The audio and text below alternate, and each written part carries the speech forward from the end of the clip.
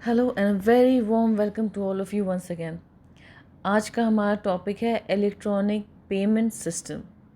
Electronic electronically obviously, और हम payment करते हैं। This again one thing which you people have been doing since eternity and since 2018 के बाद, जो 18 से पहले ही ना, जो आपका आया कैशलेस इकोनॉमी, उसके बाद तो सिर्फ इलेक्ट्रॉनिक पेमेंट गेटवे सिस्टम ही हम लोग ढूंढते हैं।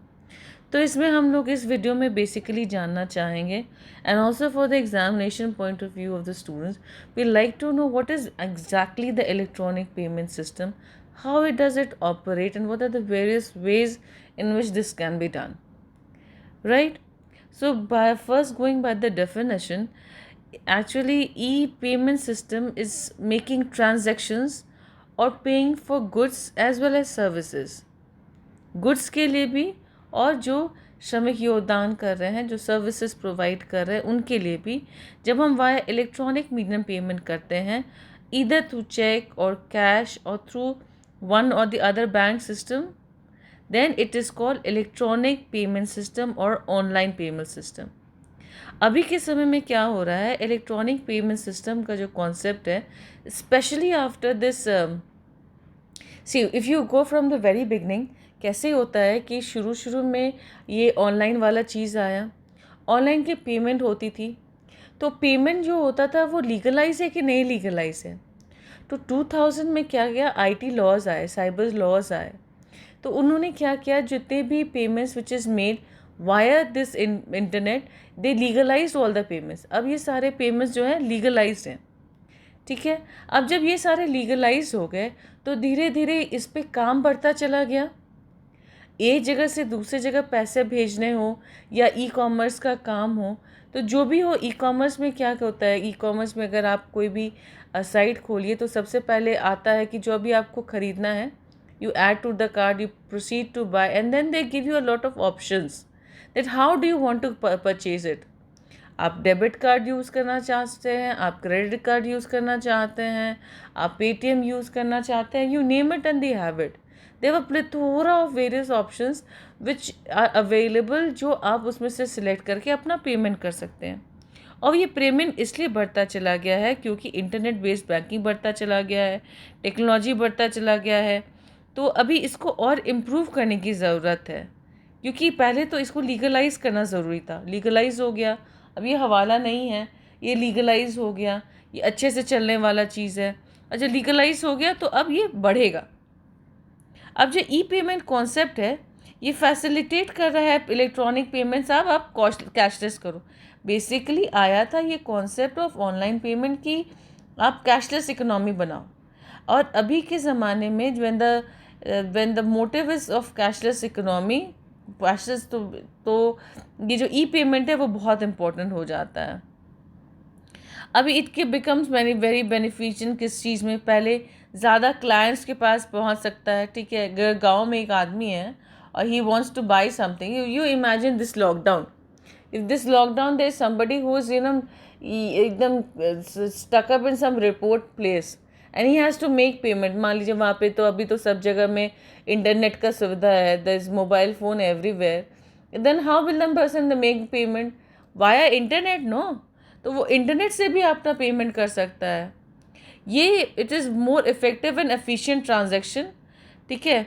ये क्लिक पे आपका सारा काम हो सकता है, स्पीड ज़्यादा है, सिंपल है, कन्वीनियंट है, क्योंकि इंटरनेट से कनेक्टेड है और हम लोग आराम से कर सकते हैं।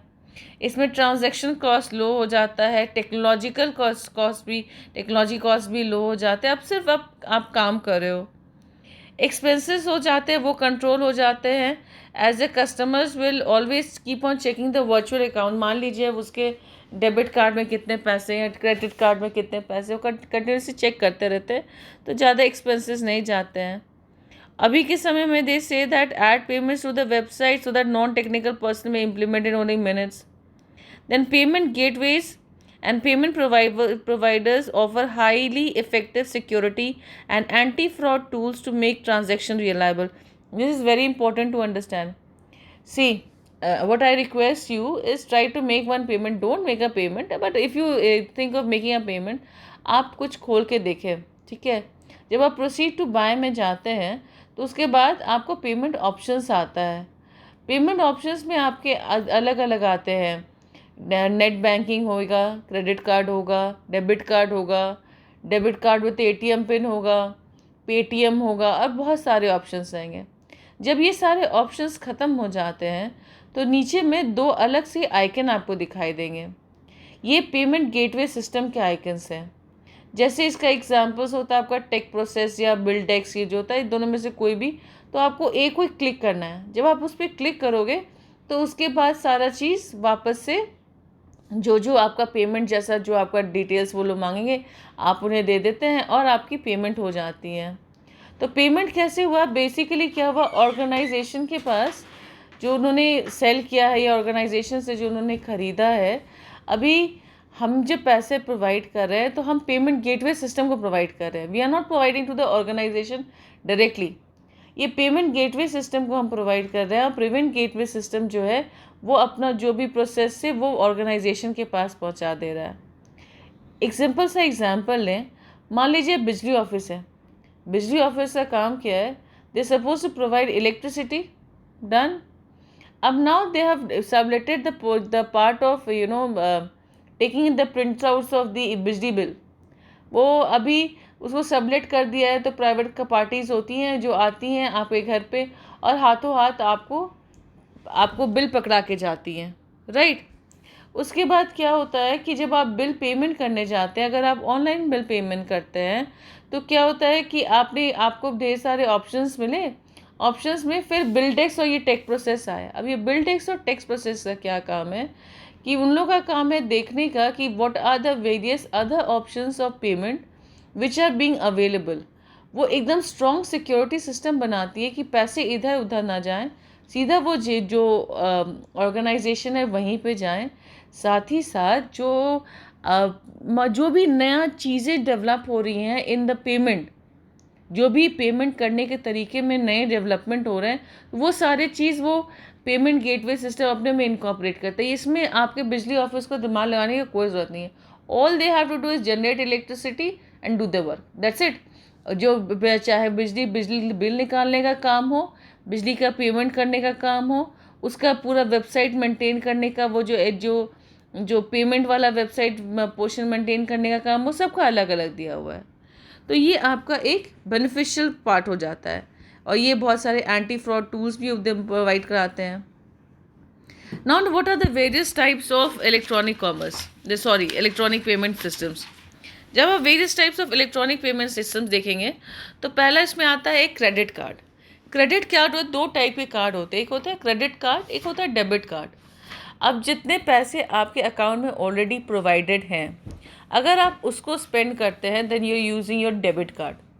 जो डेबिट होता है ना वो, प्लस आपको जो किस भी बैंक में आपको अपने अकाउंट खोल रखा है, वो कुछ आपको उधारी देने के लिए तैयार हैं। They are ready to give some credit to you and hence they give you the credit card. You shop and depending upon the shopping you do और the expenses you do, they accumulate the interest and then they provide आपको फिर उसको सारे वापस करने के। तो इस क्रेडिट कार्ड में क्या रहता है, बैंक का नंबर है, मास्टर कार्ड है या वीज़ा कार्ड है वो रहता है, आपका नाम रहता है, एक क्रेडिट कार्ड का एक यूनिक नंबर रहता है, एक्सपायरी डेट रहता है, राइट। और कार्ड के पीछे में एक कार्ड वेरिफिकेशन नंबर रहता है जो ऑनलाइन क्रेडिट कार्ड पेमेंट्स के लिए है। वो इसलिए क्योंकि हर एक कार्ड का जो CVN नंबर डिफरेंट होता है और जनरली ये CVN नंबर वगैरह हमें कभी भी किसी के साथ भी शेयर नहीं करना चाहिए। डेबिट कार्ड क्या होता है, डेबिट कार्ड हमारे जो एक्सपेंसेस को लिमिट कर देता है, क्योंकि हम उतना ही स्पेंड कर सकते हैं जितने कि हमारे पास पैसे हमारे बैंक में अवेलेबल हैं। क्रेडिट कार्ड ऐसा नहीं है, वो तो चाहे तो हम अपने मेरे पास जितने पैसे नहीं उसके दुगने पैसे हम स्पेंड कर सकते हैं। Then there is one a smart card. Smart card is also a plastic card which is embedded with a microprocessor, जिसपे कस्टमर्स के पर्सनल इन्फॉर्मेशन होते हैं और वो उसमें फंड्स रहते हैं, ठीक है। और जी ऑर्गेनाइजेशन और जो इंडिविजुअल है वो जब चाहे इंस्टेंट पेमेंट ऑफ बिल्स कर सकता है। और दोबारा से बैंक से इसको रीलोड भी करा सकता है जब पैसे ख़त्म होने लगे। Then there is e wallet. E wallet क्या होता है? ई वॉलेट एक टाइप का प्रीपेड अकाउंट होता है, ठीक है। जैसे मान लीजिए आपने बुक माई शो में अपनी एक कोई बुक ये मूवी बुक की, for some reason the movie got cancel, और for some reason you had to cancel your ticket, तो they do not refund you the money. What happens is it's stored in the e-wallet, and next time you go and purchase it, no, they'll give you the they'll try to deduct the money from the e-wallet, or you can give the money directly from the e-wallet, ठीक है।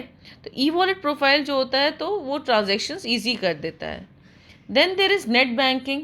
Net banking में आपको ना cards wards का कोई ज़रूरत नहीं है, बस क्या है कि आपके मोबाइल में या आपके कंप्यूटर में रहता है। तो आपको जब पेमेंट करने का है तो आपको अपना कस्टमर आईडी और पासवर्ड प्रोवाइड करना है, और आप जिसमें चाहे जब चाहे पेमेंट कर सकते हैं। इसमें खाली आपको नेट बैंकिंग का आईडी और पिन पता रहना चाहिए। मोबाइल पेमेंट जिसे आप पेटीएम कहते हैं, या क्या कहते हैं, पे आप कहते हैं शायद। तो ये लेटेस्ट यही तरीका है कि वो मोबाइल पेमेंट में आप पेटीएम में आप वाया पेटीएम आप ट्रांसफ़र कर सकते हो, या पे ऐप के थ्रू आप ट्रांसफ़र कर सकते हैं। इससे क्या होता है कि the transaction has become easier. बस हमें ध्यान यही रखना है कि वो जितना हो सके ना वो सिक्योरिटी वाइज रहे, ठीक है। Then there is Amazon app.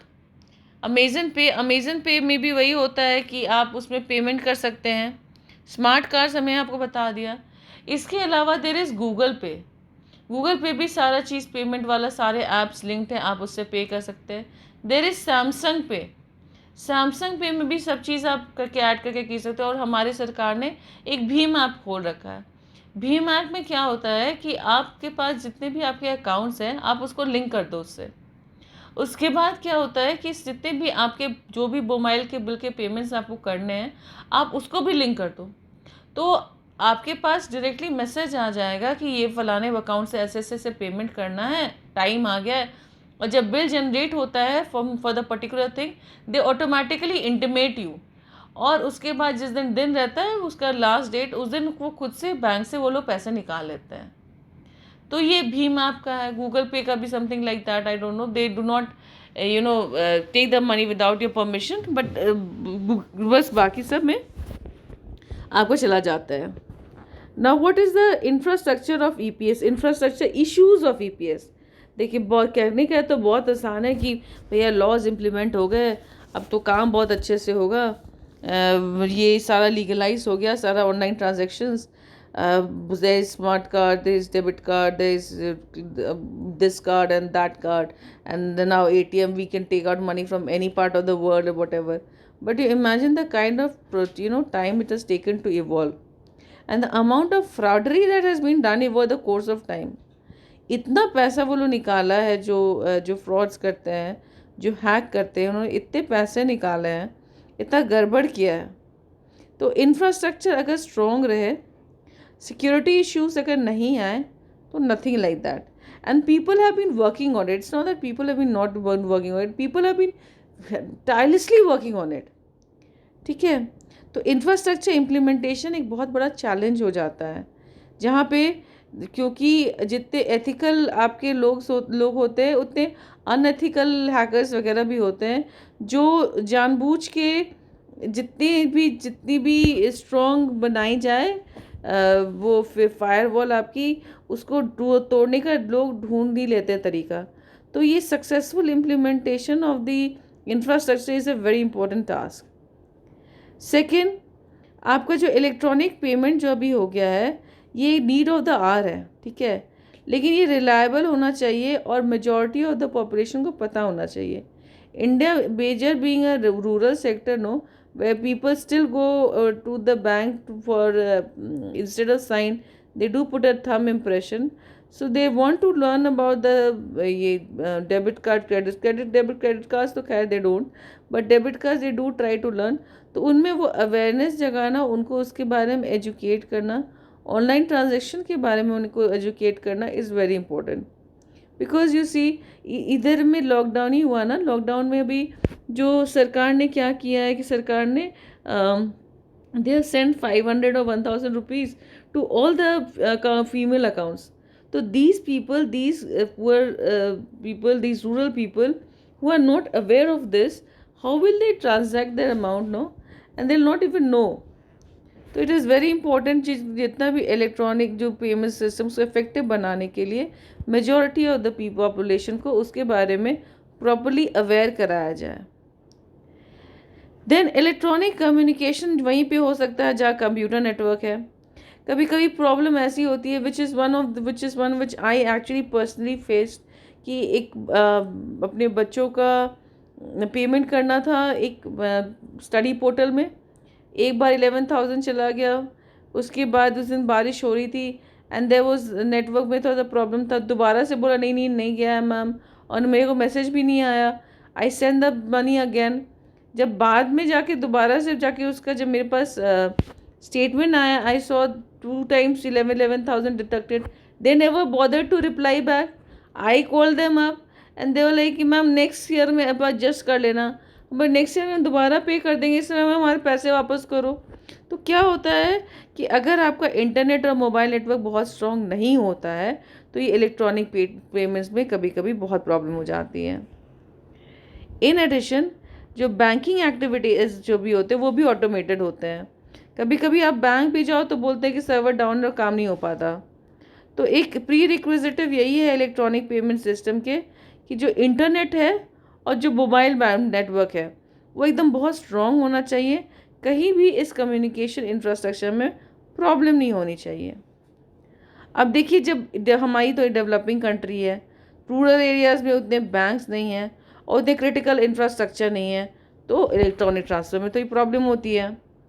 Then some of the debit card technologies like ATMs have been unreliable for financial transactions. As stories told by people suggested they would lose money through fraudulent deductions, which actually people have done.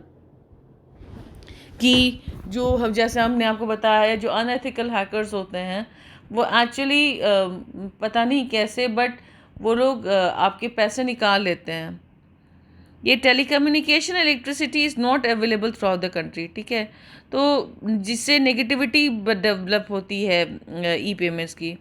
लेकिन है कि ये ICT is one of the most important factors. If implemented properly, if implemented ethically, there is nothing looking back and we shall reach stars. ये online पूरा cashless online economy हो जाती है तो शायद ब्लैक मार्केटिंग होर्डिंग एकदम ही बंद हो जाए. लेकिन फिर लोग ऐसे भी हैं जो problem creators you will find everywhere. तो we'll try to we have to look out for them as well, right. Now the next thing is the electronic funds transfer. Electronically जब हम फंड को ट्रांसफ़र करते हैं उसे electronic fund transfer करते हैं. अभी कहाँ से कहाँ पे? ये from single financial institution across multiple financial institution हो सकता है. किसके थ्रू हो सकता है? कंप्यूटर के थ्रू हो सकता है, and without the intervention of any bank. एक फाइनेंशियल इंस्टीट्यूशन से दूसरे फाइनेंशियल इंस्टीट्यूशन में आराम से फंड्स पूरे ट्रांसफ़र हो गए और किसी बैंक का कोई काम नहीं.